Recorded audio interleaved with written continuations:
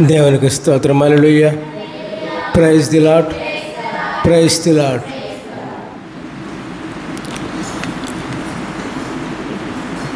పశ్చాత్తాపం అంటే ఏంటమ్మా?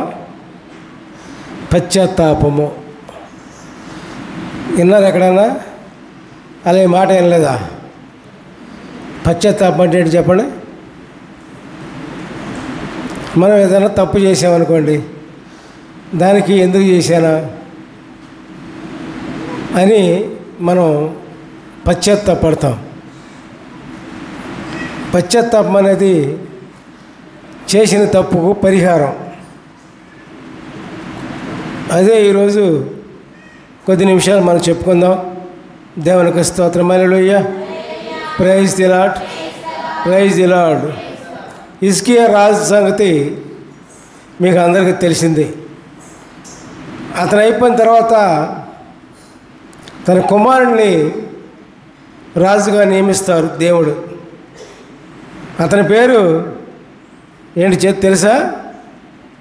హిజ్కియా కుమారుడు పేరు మనష్షే.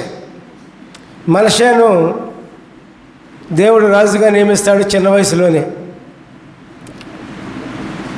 మరి మనష్షే తండ్రి హిజ్కియా కదా. హిజ్కియా చాలా దేవుని యందు భయభక్తులు కలిగి జీవించాడు.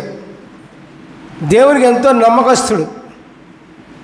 దేవుడు ఏది చెప్తే అది చేసేవాడు.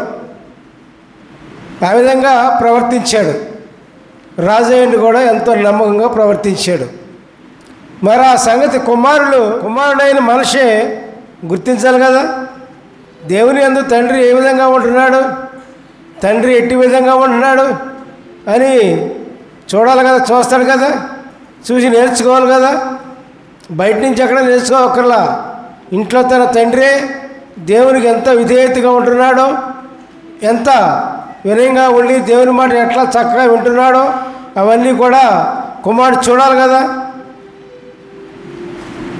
కానీ మనష్షేను దేవుడు రాజుగా నియమించినప్పుడు దేవునికి ఇష్టం లేని కార్యాలన్నీ కూడా చేశాడు.